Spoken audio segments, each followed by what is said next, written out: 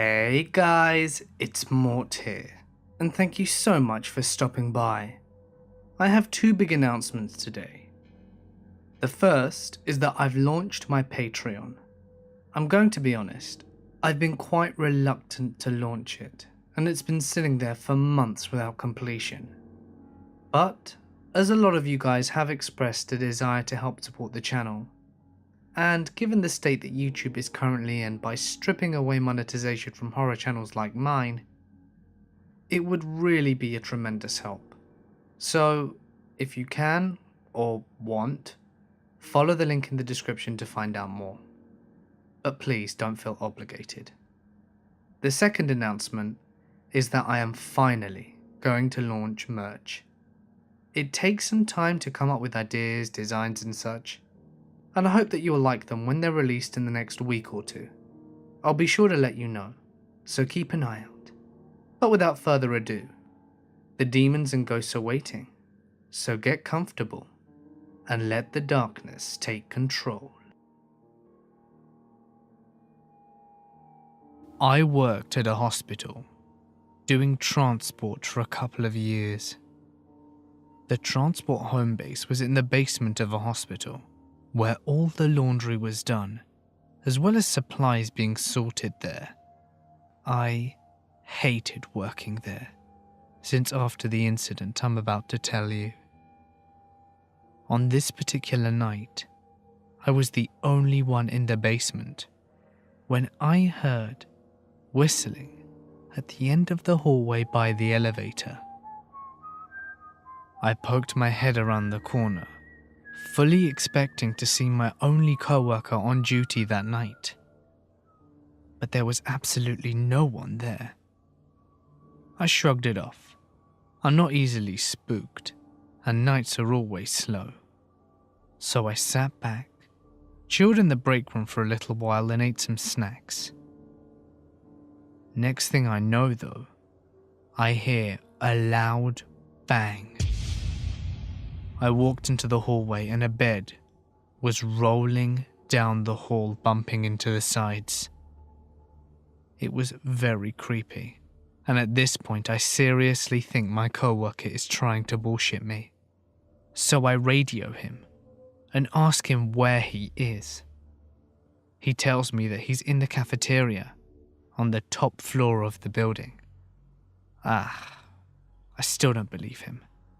He must be playing a joke, and I'm convinced I will catch him in the act. A few minutes later, I walk past the laundry room, and the moment I pass, I hear the machine start up. I poke my head in, and I don't see him at all in that room. I've got to admit, I was starting to get a little nervous. So then I walk into the laundry room, and the moment that both my feet step foot in there, all the machines simultaneously stop. I freeze, and then run out and head towards the elevator, and that's when I hear the whistling again. At this point, I know I am the only worker in the basement. As I am standing there waiting for the elevator, things start falling off the shelf down the hall. Boxes of gloves, tissues, packages of tubes. I am literally standing there and watching them all fall off one by one at the opposite end of the hallway. I shit you not. My entire body broke out in goosebumps. My hair stood on the end, and I had a strong gut feeling that I was being watched. I know I was not alone. As I'm getting onto the elevator, I feel what feels like someone brushing my arm. I went upstairs and found my co-worker still in the cafeteria. I freaked out to him and got out of there as quickly as I could, and transferred soon after that. The creepy thing to add to it all is that I whistle mindlessly to myself whilst I'm working, and it's almost as if the spirit that was there was trying to mimic me. Creepiest feeling ever. My first apartment was very haunted. I have no other explanation. It was just a little apartment, with 4 bedrooms and a living room, and a kitchen in the middle, intended for college kids to live in. It was a bit off campus and right next to a gigantic cemetery, which probably accounts for all the activity. There were 2 main ghosts, if you want to call them that, that is. We ended up just referring to them as the masculine and the feminine one. The main event that ticked off the activity was one night we were all hanging in our rooms, and most with our doors closed. I remember hearing what sounded like 2 people talking. One voice was light and feminine, and the other was lower and much more masculine. It was coming from the main kitchen area. They had a long conversation from the way it sounded. At first I thought it was a roommate with a girl he may have brought over, but after a while I realized that it wasn't anything like his voice. I creaked open the door, and the moment I did, the talking stopped mid-sentence. Not long after, my roommate came from his door across the hall, as he said that he heard it too, and we just kind of looked at each other for a bit, and decided to go for a walk, because it was very creepy. This event set off a chain reaction of weird shit. Another night, it sounded like something punched the wall as hard as it could in the kitchen after some jumbled speaking. Literally, blah blah bam, and it reverberated around the whole kitchen. It scared the shit out of us, especially because we were about to go to sleep. You would hear talking from another room on occasion, just weird mumbles and the like. Sometimes there would be more than one voice. You would always see shadows moving at the peripheries of your vision. More than once, we saw full-form figures.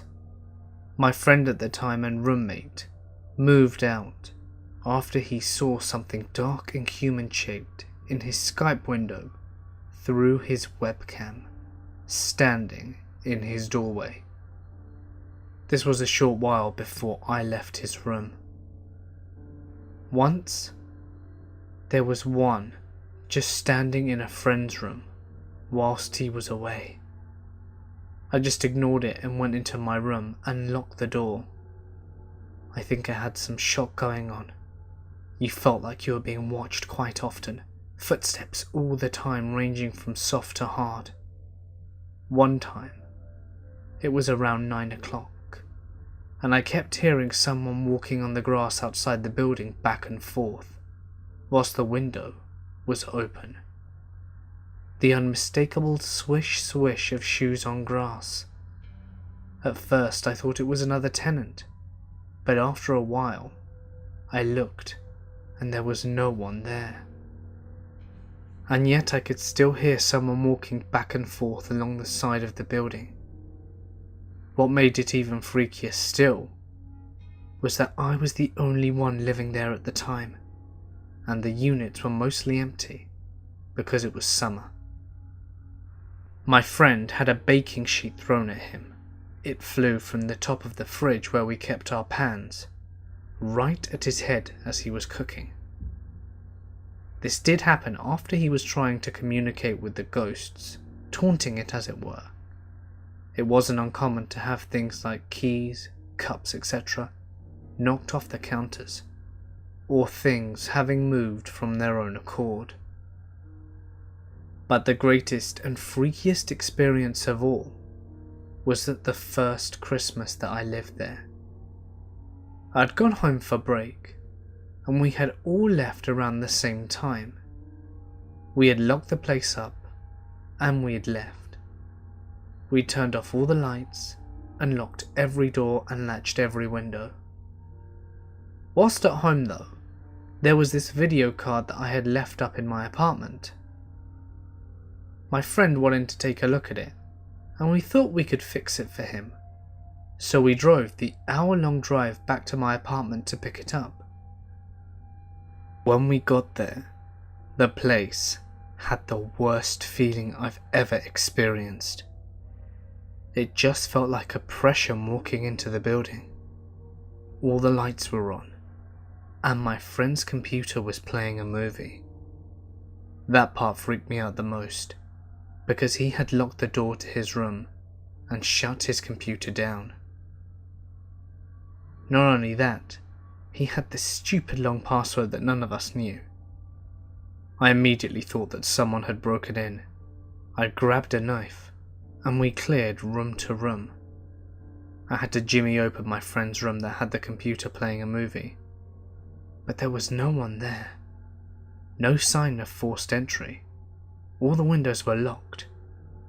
Wanting to get the hell out of there as quickly as possible, I chalked it up to just the apartment being weird, and we decided to both use the bathroom and then get the hell out of there with the video card.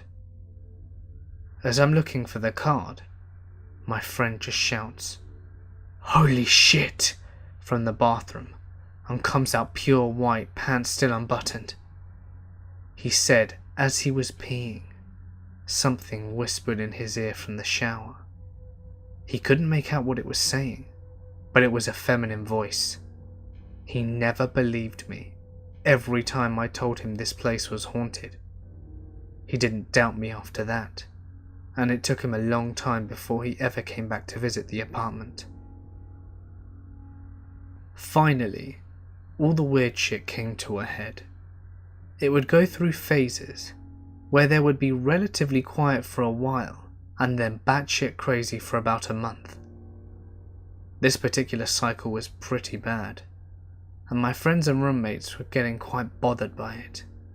He went to the landlady to complain, and maybe to get us out of contract, and she said, and I quote, "Oh, don't worry. We've had a lot of complaints about that in the past, but no one's ever gotten hurt." At the time I was an atheist, but that situation really forced me to change my mind on ghosts and the afterlife. I really felt like at times something was trying to talk to us, and at times something was just trying to troll us. It really messed us all up, especially my friend. He underwent a severe personality change and we don't even talk anymore. And as lame as the TV shows make it out to be, I really got into ghost hunting after this. Especially because I had so many first-hand crazy experiences. I think it's something that we just can't prove yet. Death is something beyond what we can quantify to the best of our abilities.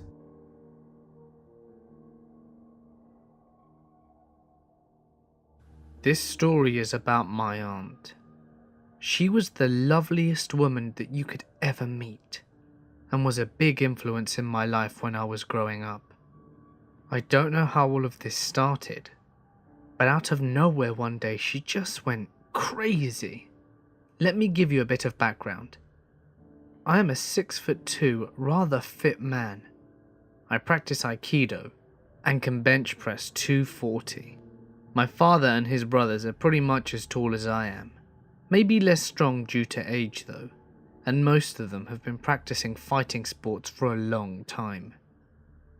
My aunt, by contrast, is about 5'2", and probably weighs about 110 pounds at best. She would get incredibly angry and out of control at random times, spitting nonsense words, and there would be absolutely no way my father or I, or even together, would be able to get her down. It felt like Dragon Ball Z Yamcha trying to get Perfect Cell into a UFC submission. She had about 10 times my strength. We needed to be 4 to actually pin her down and get her to stop moving until she calmed down. This was extremely scary, as she would just switch without warning, which was so out of character for her. I didn't believe in the supernatural, but my grandmother, a traditional Moroccan woman, was convinced that she was possessed. And honestly, it really felt like it. For those of you who don't know, Morocco has a pretty big culture surrounding the supernatural, sorcery, possessions and exorcisms, so most of the elders in the family firmly believe in it. However, at the time, the rest of my family were not buying it. We took her to the hospital and had some extensive tests done on her, because we thought that she must be suffering from some kind of seizures. But everything came back negative. Someone even recommended a psychiatrist, and although we took her there, it was of no help whatsoever. We were all becoming very concerned. So fast forward a few months later, and it was becoming way too difficult for us to handle. My uncle contacted a good friend in Morocco, who was an exorcist in his family. He asked us to do one very strange thing. He asked my aunt if she could put a drop of blood into a glass of water and leave the glass somewhere in the apartment while she slept, but just nowhere near her so that she didn't get up and drink it while she was sleeping. We were reluctant, but my grandmother insisted on her doing it. On the morning, the glass was empty. I personally am still convinced she just woke up and drank it, but in the Exorcist version, she was possessed by a demon, commonly known in our culture as a jinn. Giving him blood was just a way for you to welcome him and calm him down temporarily, and she needed to see an exorcist ASAP. Now we were getting convinced that he was right, seeing her often becoming crazier and crazier. In desperate times, sometimes you just choose to believe in a possible solution. So at this point, I decided to believe in what he said, and we had to get proof that he was right. We lived in France, and we decided to drive down to Morocco, which was a 1,500-kilometer drive with a 6-hour boat ride, and then another 500 kilometers driving when we got to Morocco. During the drive, I have never been as scared as I am to this day. I was sitting in the back, my auntie in the middle and my dad on the other side. She went crazy at some point. We couldn't hold her down and she was trying to hit my uncle whilst he was driving. We nearly smashed into a wall, and my father had to dangerously choke her until she lost some strength. I know it sounds horrible, but she really was beyond it. So anyway, here we are in Morocco, getting to this village named Seferu, known as one of the biggest places in the country where sorcery happens. It's a rather creepy place, and not in a conventional creepy way either. What we all know of creeps are just what horror movies puts into picture, but the African creepy is on another level. We get to meet this exorcist guy, and he asks us to buy a sheep to sacrifice, and tells us that we should bring him the sheep's guts back for the exorcism to happen. My father and uncle take care of this, as I am absolutely petrified. As I stated earlier, I didn't believe in this. I decided to because honestly the situation called for it, but at this point, in a freaky spooky village in the middle of Morocco, we were advised to never eat anything outside or accept anything from a stranger who might try and curse us, where everything looked twisted as hell. I was losing it, and really could not wait to leave this place forever. On the following day, we went to the exorcist's house and brought him these guts. He put them into a bowl and asked me if we were feeling strong enough to stay, as more people around would make it easier to exorcise.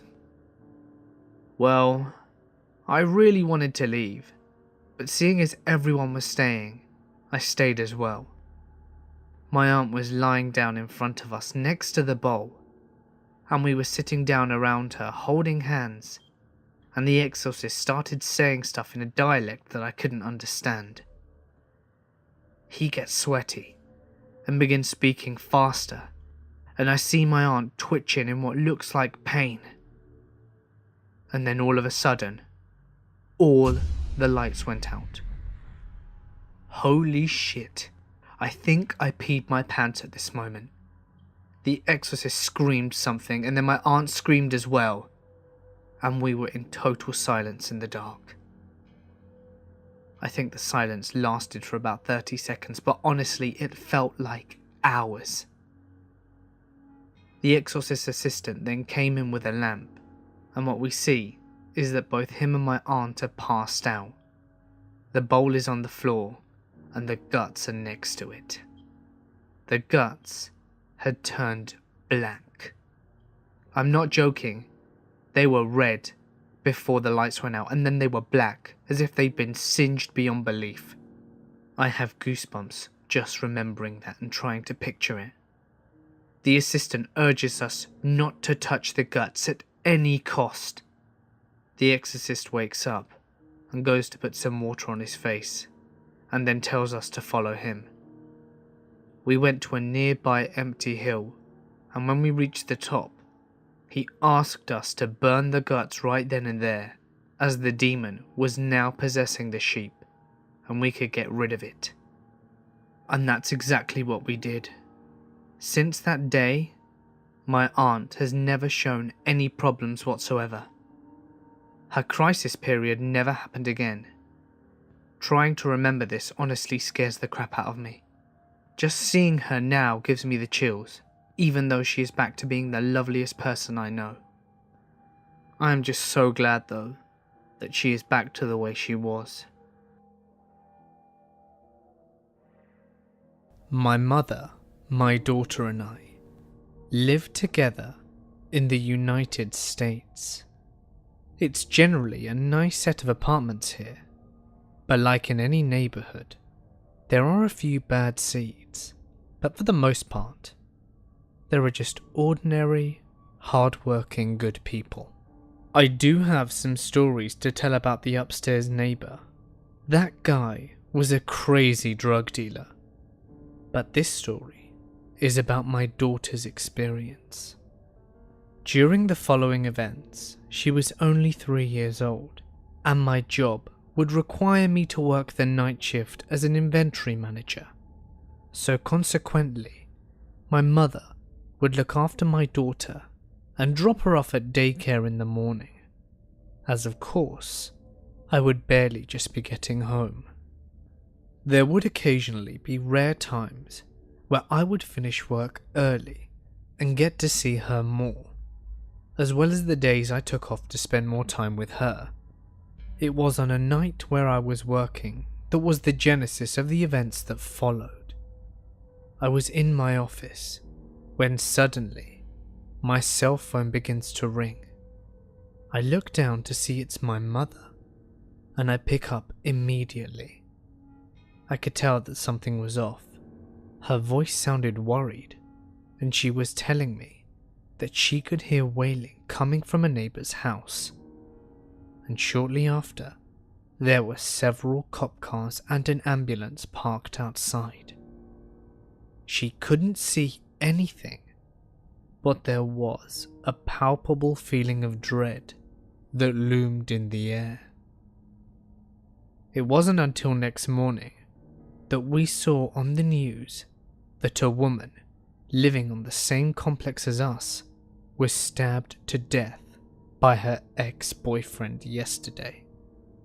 As tragic as that was, I had no idea that the incident would affect my family in the way it did.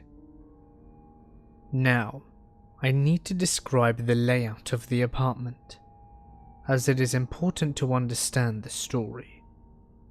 If you look down the hallway from my mother's room, you can see into the kitchen and the open living room, and from there, you can also see into my room. As time went by, my mother and I would notice that my daughter would act a little strange from time to time. She never wanted to be left alone, and would regularly stare at empty spaces as if she was zoned out staring at something.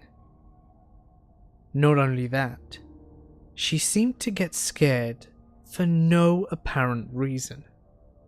We'd always ask her if she were okay, and she'd say that she was fine. I was off from work one day a few weeks later, and after playing some games with my daughter, I noticed that she looked pretty tired. So I put on a movie for her in my mother's room, as I washed the dishes to lull her into a nap.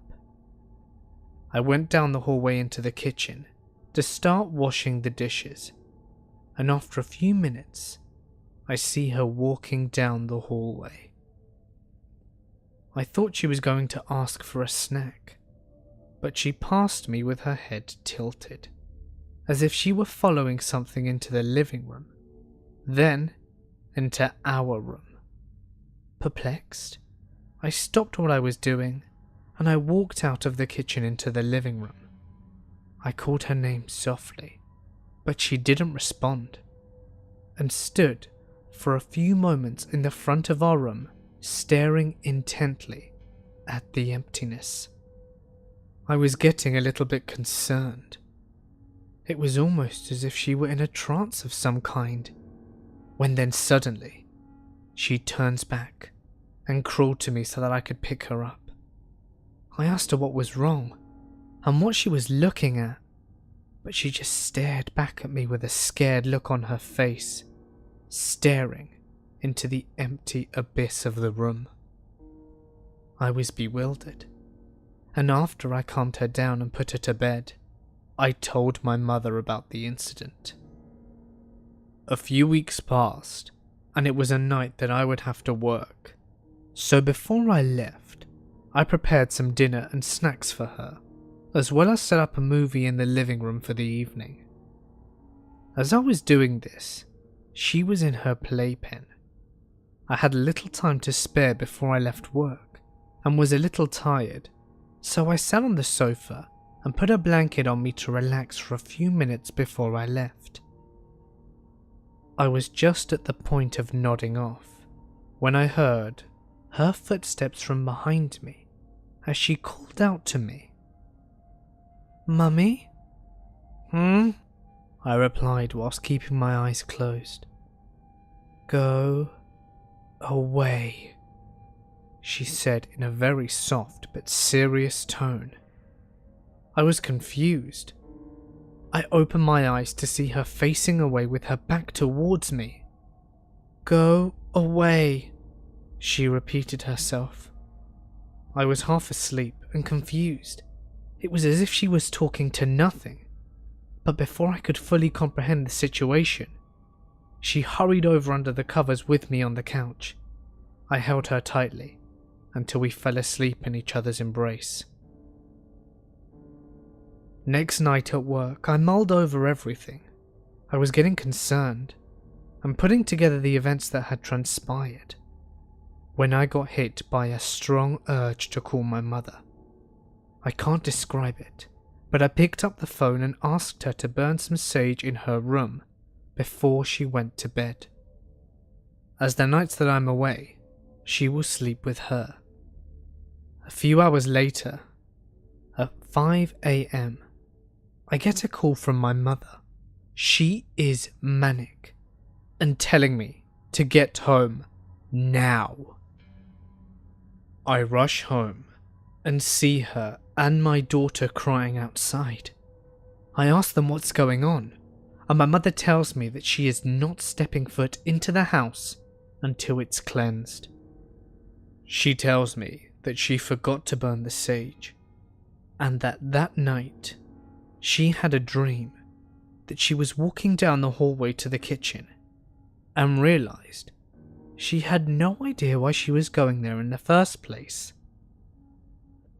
So she turned around to go back to her room, but there was something keeping her from opening the door. She wasn't sure what it was, but it filled her with pure dread and felt her stomach drop as she remembered that my daughter was still in the room. It was at that very moment She woke up because my daughter was screaming bloody murder. I entered the apartment and started burning sage. I stated out loud, "I think I know who you are, and I'm sorry about your death, but my daughter is only 3 years old and you are scaring her. Please, stop. You need to move on." After that, my daughter never acted strange again. I'm convinced that the poor woman who was murdered was clinging onto this world. But I'm not sure why she fixated on my daughter. I hope she found her peace. I was 24 and working at a very old hospital in a large Midwestern city near where I had grown up. I did choose a career in the healthcare industry, despite my experiences, because I really do love helping people. I didn't become a doctor or nurse though, despite my love and interest in the medical field, as I am rather squeamish. So, 1 month, we had to do a complete inventory and overhaul of medical records. Our hospital was finally getting on board with electronic records, so that meant a shit ton of work to do. We had to sort out records so that they could be destroyed by our contractor, as we couldn't legally do this on site. Records to keep and organize, and getting them ready to put into the electronic system, i.e. type them in manually. So that meant that we would have to work our shifts, usually at night, in the basement for 11 hours. Now, a hospital basement is creepy enough during the day. It's where the morgue is and usually where they transport the dead bodies. It's not like you can move them around upstairs in front of people. This particular part of the hospital had many stories of hauntings, but for the most part, I tried to ignore them. I have a bit of a reputation for being a bit hard to scare. So there's this one guy who works at us as a night custodian whose main goal in life seemed to be to scare the pants off me and every other girl working that shift. His name was Lewis, and he was forever trying to frighten me. So this night, as we're working away, we all hear bangs coming from across the corridor. We just assume it's Lewis, up to some practical jokes, as well as heavy footsteps outside the doors and clanking noises occasionally. We had a lot of work to do, so despite the noises, we would always just tell Lewis to be quiet and please shut up because we were seriously trying to get this done. So near the end of the night, at around 3 a.m, it was just me and one other girl. She asked if I'd be okay by myself because she had to go home to look after her baby. I told her that I'd be fine and that she could leave. I was alright until about 3:20 anyway. Then the footsteps went from the hallway to the other side of the room, and the banging noises turned into someone banging on the cabinets. I also felt very strongly that I was being watched. These were old filing cabinets that had long, heavy drawers, so they were all metal. So you know what it sounds like when someone bangs on a metal object. Loud as hell. I kept yelling to Lewis that it wasn't funny, but the sounds kept on intensifying, close to the point that I started hearing heavy breathing behind me. I may have looked calm, but on the inside, I was terrified. I just didn't want to give whoever it was the satisfaction of knowing that I was scared. I just tried to ignore it and continued with my work.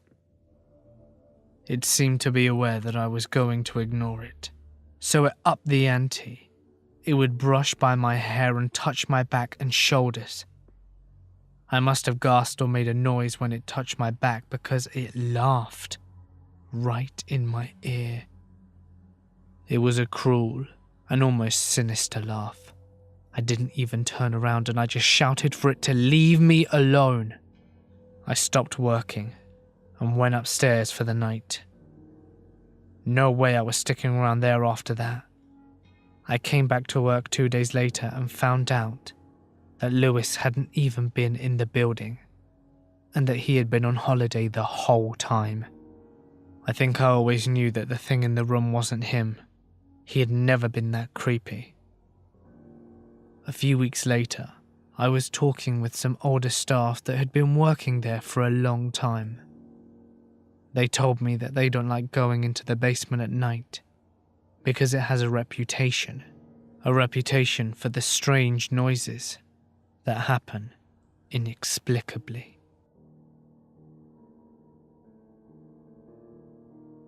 I was around 17 on a solo trip to London. Late one night, I was meeting a friend at Finsbury Park tube station when some kids started harassing me. I walked out of the tube and made a right onto Seven Sisters Road, then another right, hoping to go around another tube entrance where I could call my friend to avoid these teenagers. As I was walking down Forth Hill Road, I passed a guy who was really tall and blonde.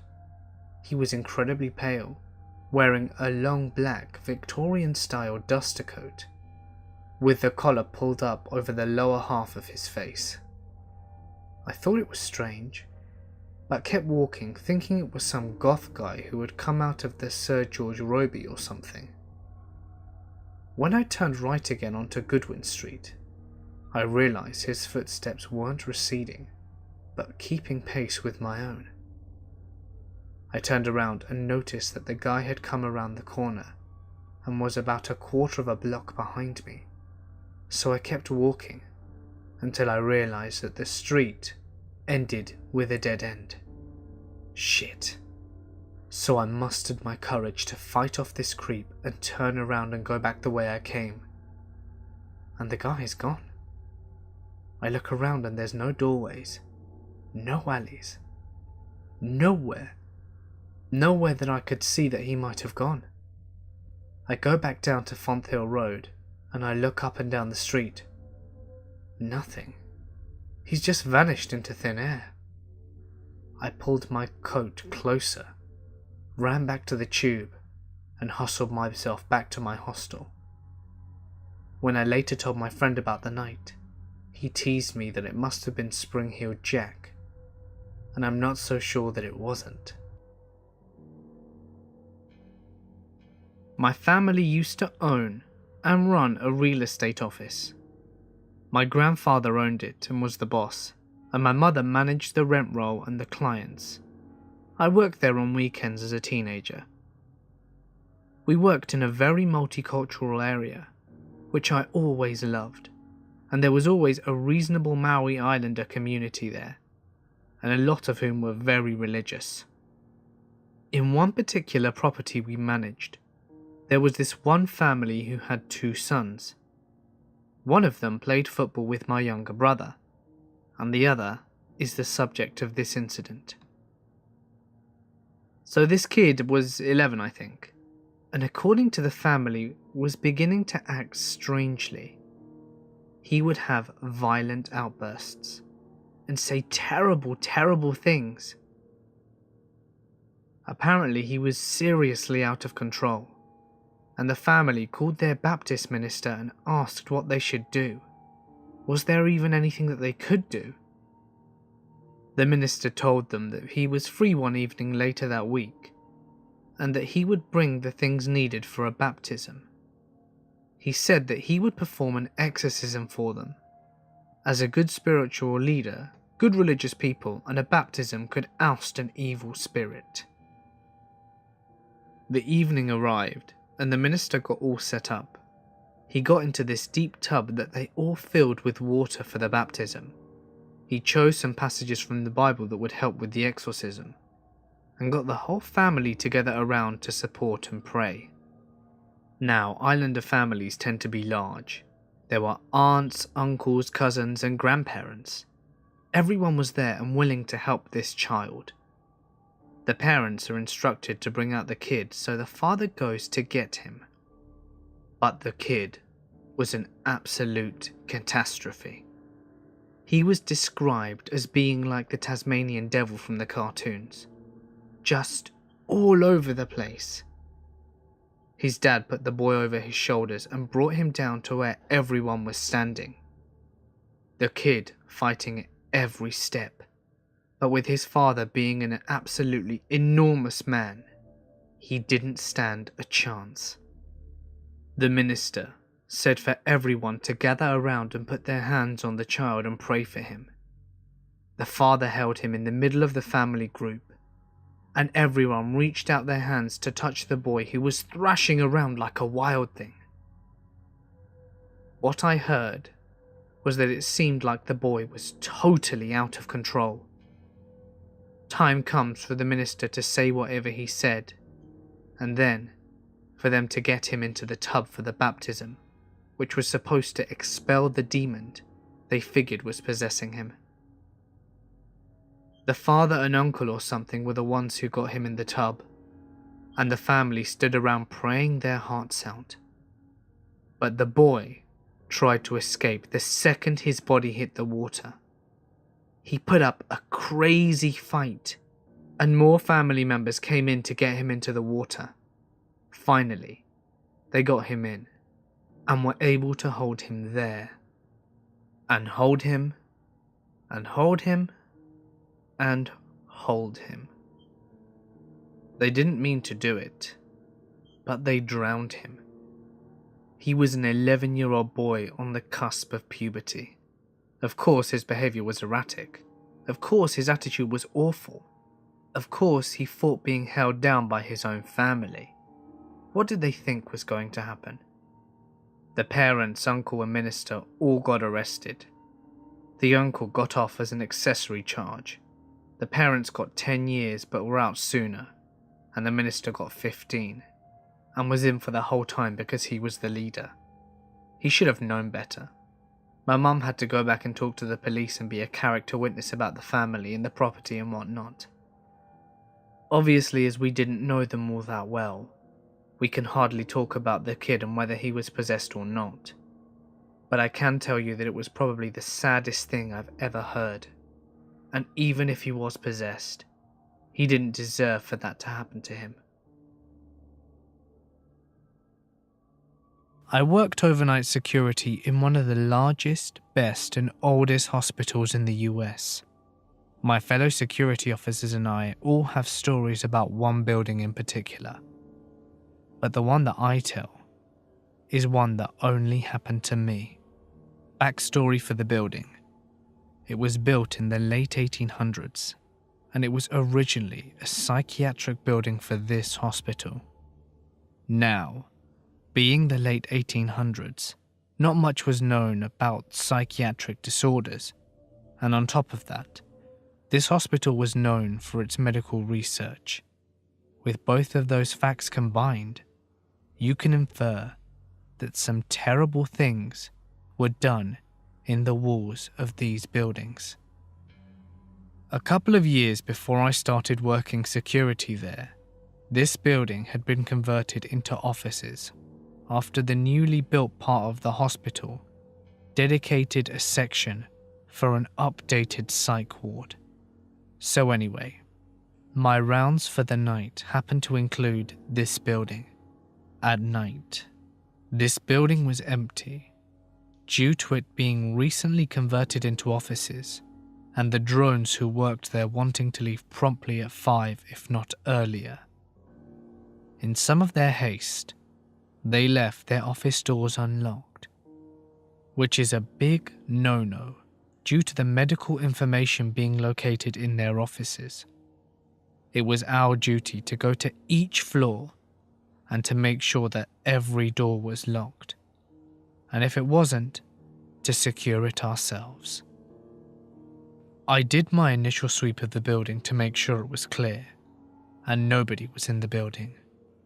I proceeded to do my door-to-door checks, and the hallways were pretty narrow, so I could check both sides of the hallway doors at once. At the end of this hallway, there were 2 sets of doors that you had to go through to reach the final office. which was a dead end.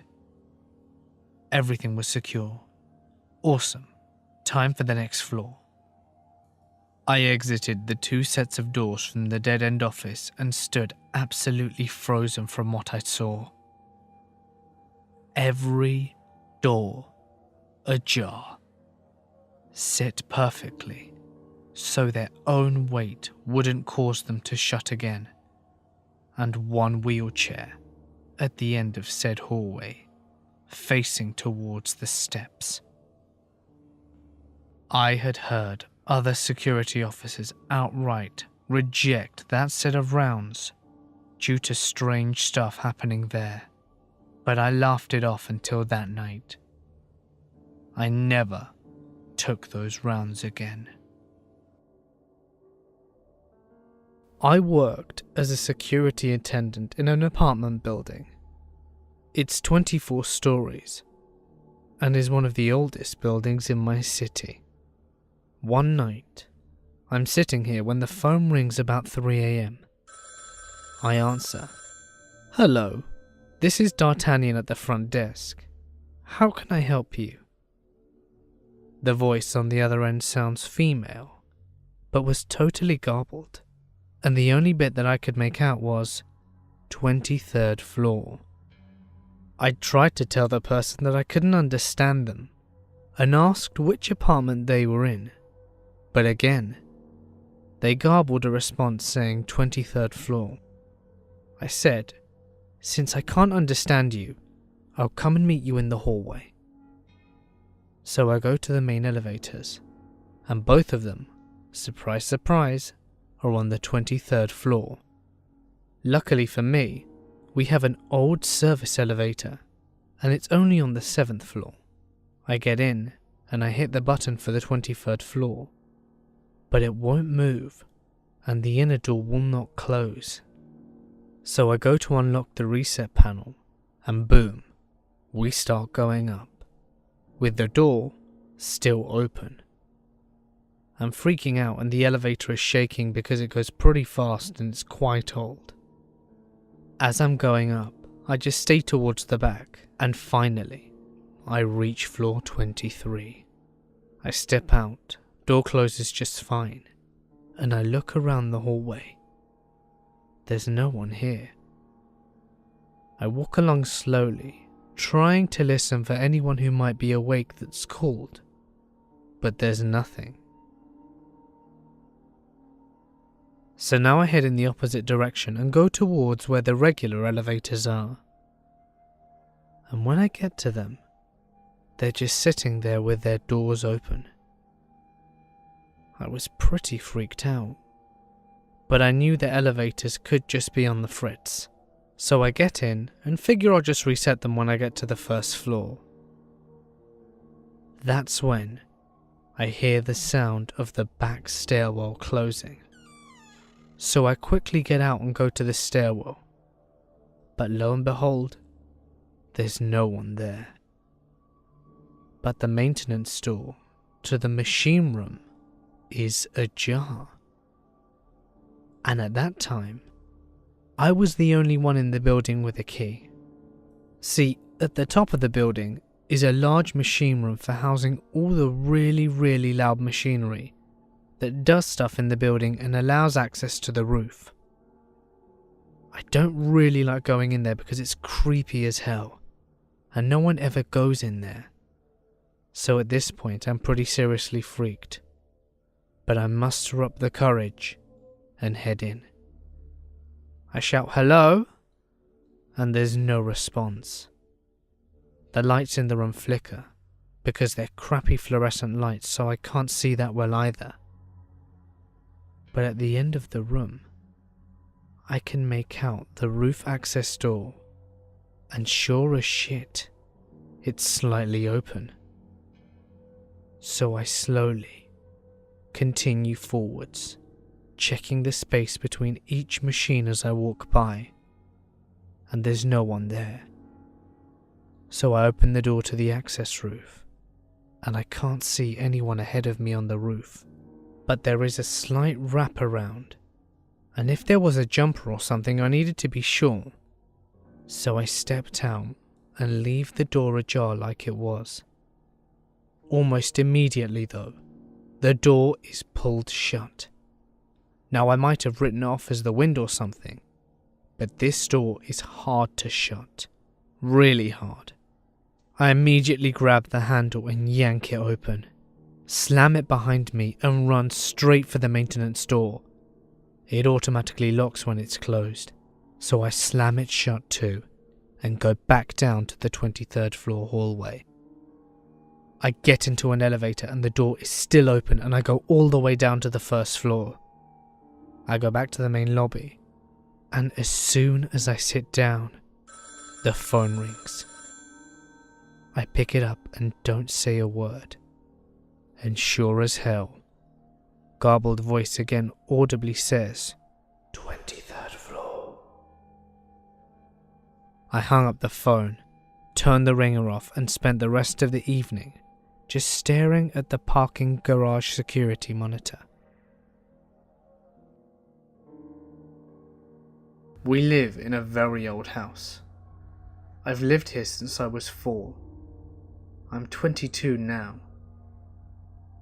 A lot of odd things have happened here, the main one being that I woke up in the very early hours of the morning to see a young boy messing with the sink that I had in my room at the time. He wasn't looking at me, and he seemed almost not there, but I could see him. When I managed to pluck up the courage and go ask to see my parents, I left him in my room. My parents were very understanding. Turns out that years later, when they told my sister and I that we had spirits in the house, I described this lad to them, and they said that they'd seen him and they knew that I wasn't making it up. There was always singing in the house too. Never an actual source, just humming and singing, floating around the house. My sister and mother would always have things go missing, but they'd always turn up in the attic, or a room that we frequently used. For example, my mum was going in and out of a room, and on her return, her diary, which had gone missing a few days earlier, was sitting on the middle of the floor, despite the fact that it was not there moments earlier. A lot of these I was too young to understand, but when my parents sat us down and told us everything, it scared the shit out of me for a good while. We still have random unexplained things that happen to us, but we talk about it and just wonder who or what it might be. I've never known what to make of this. The high school I went to was a very religious private school. In the senior year, it was a tradition for the entire senior class to go on a religious retreat up into this remote resort in the mountains with a few of the teachers. The point of the retreat was to grow closer to each other and to also find God and perhaps experience spirituality. But in any case, they took our phones and forbade us from using any form of internet or communication with the outside world. Then they would make us go through a series of soul-bearing exercises and speeches and whatnot. Honestly, pretty cheesy stuff, not that exciting. On the 3rd day of the retreat, however, the entire grade is in the main hall doing an hour of silent prayer that was pretty much like meditation, but we were supposed to be communicating with God.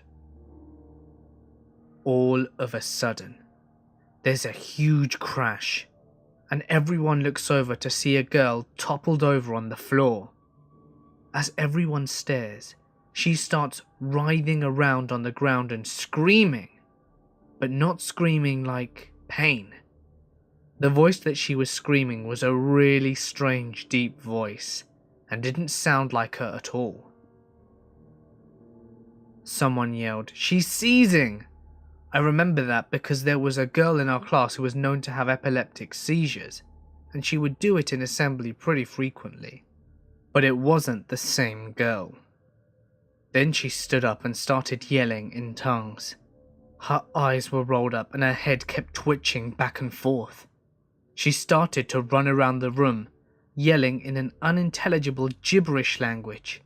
And every now and then she would run at the cross in the middle of the room and then run back screaming and crying. At first, I honestly thought it was a dumb high school prank to freak everyone out. But if it was that, she took it way too far. The teachers tried to calm her down, but she just kept screaming in this weird language. She started pulling out some of her hair, and one of the teachers had to call an ambulance, but we knew that it would take them hours to arrive to get to this remote retreat. Another teacher tried to take her by the shoulders, and she dug her nails into his arms really hard and just kept screaming. It took several more minutes to calm her down. The teachers actually evacuated us from the room, and then she just went quiet. They took that girl away that night, though I don't know how or where they were kept because we were in the cafeteria after all of that. She never came back to school after the retreat was over. I wasn't friends with her friends, so I don't know if they knew what really happened. She was probably expelled for what happened, but maybe not. If it was a prank, it went on for way too long, but it was damn convincing if it was. She didn't seem like the kind of girl who would ever be up for anything like that, which is what strikes me as well. None of the teachers were allowed to talk about it when we asked afterwards. I just hope that she was okay afterwards. When I was around 4 years old, I moved into a house in the middle of a park owned by the city that we lived in at the time. The agreement was that we could live in the house for free, all utilities included, other than cable, if we took care of the park. I lived in this house for nearly 9 years, and at first the place was amazing. About 4 years after we moved in though, some shit happened. My great-grandmother was diagnosed with colon cancer, very much developed. There was no way she was going to make it, even if they cut out what they could of the cancer. At the time of this, I was in grade 4 and had gotten pretty into ghosts. So one night in May, I was sleeping. Around this time my brother was 3 and had somehow managed to get my parents to sleep on the couches in our living room down the hall. They were always up really late watching TV, so I'd have my bedroom door, which was at the other end of the hall, open so I could see if the TV was on when I woke up. Around 2 or 3 in the morning, I awake, and the first thing I saw was a little girl laying down in the corner of the bedroom near the closet. She looked to be around 7 or 8, with a little white skirt and pigtails. It took me about 2 minutes to register what the hell I was looking at, and it scared the absolute shit out of me. I jumped out of my bed and ran down the hall to tell my parents, and just as I got to the door, she vanished. So I went and told my parents, and they told me that I was dreaming and to go back to bed. I did. I fell asleep pretty quickly, but woke up not 20 minutes later, and when I looked at the door, there she was again. I did the same thing, and she disappeared as soon as I reached the door. After I told my parents that it happened again, they told me to go back to bed. So I did, and somehow managed to sleep without incident. Then about a month after, my great-grandmother passed away from the aforementioned cancer. Fast forward a few weeks after her death, I had gotten into the habit of going into the living room where my parents now slept on an air mattress. Whilst we were trying to sleep, I looked down the hall. I could barely see around the corner from the couch, but I could see a little bit. While I was sitting there, I saw something move and look around the corner. It was a short shape, just barely taller than the other couch that we had, but I saw it staring at me. And if that wasn't enough, it began walking. It walked over around the couch and past me. It was a pure dark shape, no facial features, no clothes, nothing. It was just the shape of a human child, and I swear to God, it looked right at me. And as it walked past the couch I was on, it disappeared. But then more childlike figures began walking past me, at least 10 more of the same ones. After the last one, I had had enough. I was scared shitless. So I got off the couch and crawled over to the air mattress to let my parents know. Whilst doing this though, I looked up at the corner to see a figure looking at me from behind it. It was a lot taller than the others, but the key differences were I could see the outline of curly hair on its head. I could feel whatever it was staring right into me. I began crying hysterically, and when my dad woke up, the figure was gone. I didn't sleep for the rest of the night. Since the next day was Saturday, I was able to contemplate the figures that I'd seen. The last figure with curly hair actually began to seem familiar, and then I put it together. The figure I had seen was that of my great-grandmother. It looked exactly like her from the short, stocky build to the curly hair. And as for the kids, it took me a bit longer. If you want to learn about the park is Merkley Park. There's a high school there, right next to the park, and around 1890 it had been an elementary school, which ended up burning down. A few kids did die in the fire, and that's where I realized where the figures came from. Once I moved, the scariest thing to happen was a few nights after we moved in. I woke up because something had slapped me in the face. No one was in my room when I looked, and I still cannot explain it.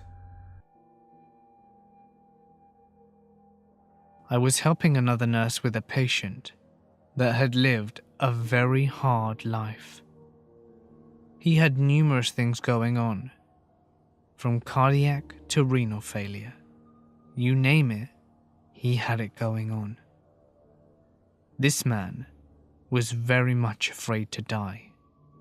He never told anyone why, but I suppose everyone's afraid to die really. Every time his heart monitor beeped, he would just go into a raging scream. "Don't let me die! Don't let me die!" He clearly wasn't ready to go. At 2 a.m, his cardiac monitor starts alarming VTAC. We both rush into the room, and I am pulling the crash cart behind me. When I get to the room, the other nurse is completely white. This man was sitting about 2 inches above the bed and was laughing. His whole look had completely changed. His eyes had a look of pure evil on them, and he had the most malicious grin on his face. He laughed at us and said, "You stupid cows aren't going to let me die, are you?" And then he laughed again. We were kind of frozen. I did reach up and hit the code blue button, and when I did, the man went into VFib. He crashed back on the bed and we started coding him. But after 20 minutes it was called. 5 minutes after the code was called, several of the cleaning team were in there doing their business, when the man sits up straight in bed and says, "You let him die. Too bad," and then begins laughing maniacally. The man collapsed back into the bed, and then we heard the most horrible, agonizing scream resonate through the hallways. You could hear, "Don't let me die," be whispered throughout the whole unit. Every one of the nurses that night was pale and scared. Nobody went anywhere by themselves.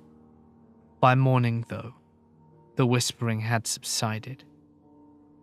The night shift nurses had a prayer service in the break room before we left for home. But still, we all had nightmares for weeks.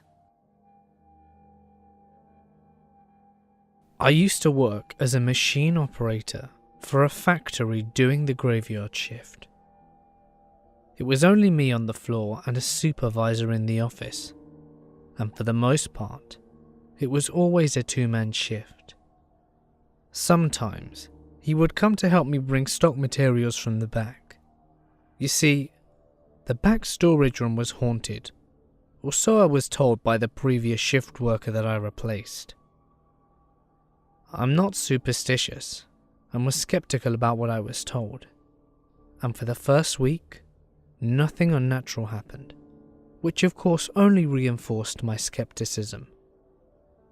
However, as time went by, I started to notice that the machines closest to the storage room entrance would turn on by themselves randomly. Not to mention that I started to hear people talking in the back storage room whilst I was passing. As I mentioned, it was only me and my supervisor on that shift, and when I or we would go to investigate after hearing, we would find everything dark and silent. The time that crowns all instances, though, happened a few months later. My supervisor had just finished helping me with a task, and he told me that he would be in the office if I needed him. I'm carrying on with my work when about 20 minutes later, I hear a colossal crashing noise from the back storage room. It scared the shit out of me. At first, I assumed that it must have been him in the back room and that he crashed the forklift into the wall. But when I went to call him, he was already walking towards me and demanded to know what the noise was, because he was in his office at the time and assumed it was me. I told him that I had been in there the whole time, and that I thought it had been him who had made the noise. We were both visibly shaken, and mutually agreed to check it out. Like previous instances, the back storage lights were off and it was eerie quiet. We turned the lights on, and then we saw barrels toppled over and a broken crate with stock materials all over the ground. These crates are on shelves about 5 feet off the ground, and the barrels are completely full and very difficult to move. We cleaned it up, and he used a forklift to put the replacement crate with the materials back on the shelf. In the time it took us to fix up the mess, it was lunch break.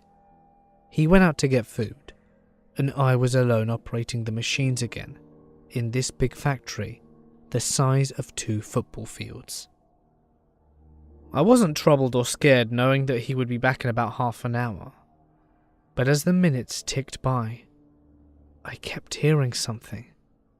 It sounded like a woman whispering, and it was coming directly from the dark back room. I tried putting it off, and thinking that it was in my head. And then I heard something. It sounded like a barrel had fallen down again by itself. I need to clarify. These barrels are very, very heavy, and they cannot fall down independently without a great deal of force pushing them.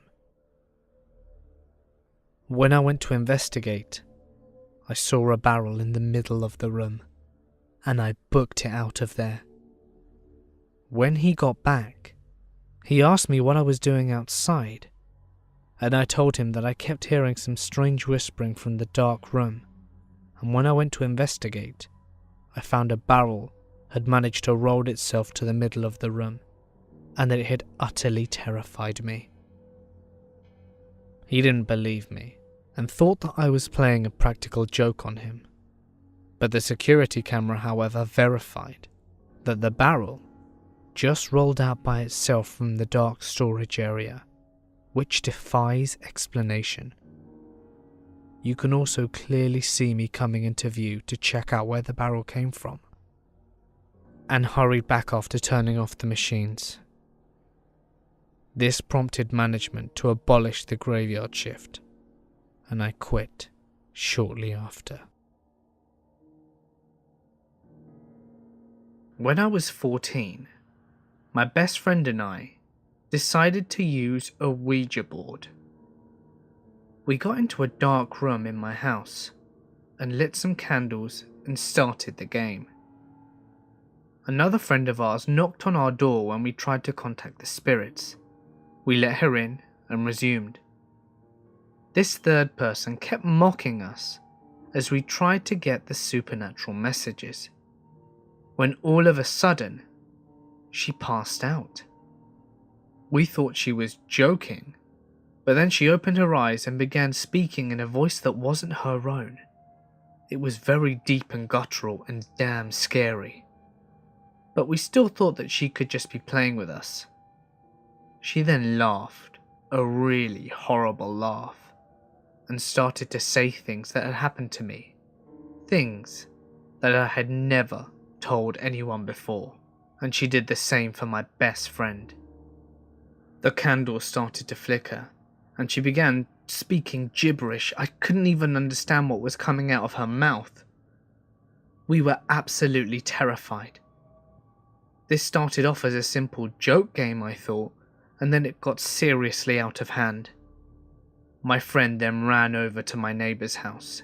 She was a very devout woman, and then she ran over to see our friend. She gasped and told us to bring her to her house.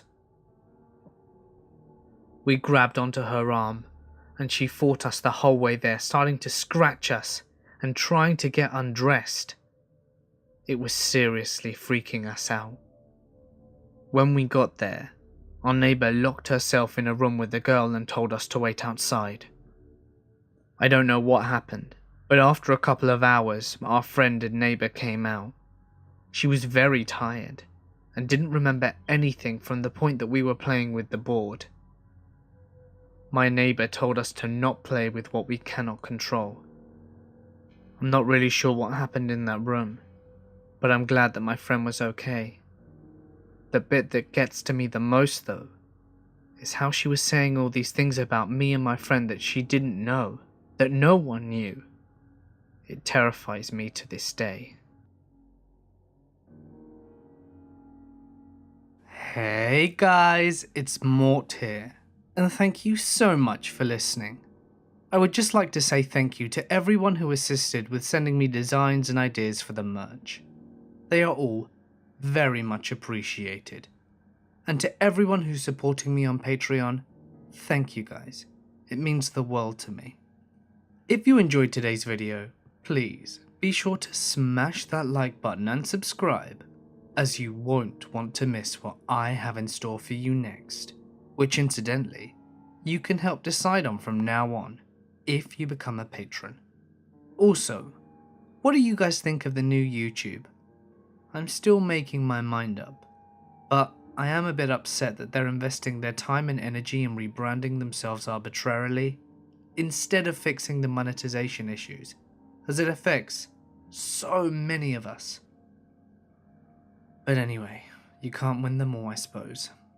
Remember that you can submit your scary or paranormal story to my new official Reddit page, or send it over to my email, both of which can be found in the description. And feel free to follow me on Instagram and Twitter @TheMortisMedia for sneak peeks into what goes on behind the scenes.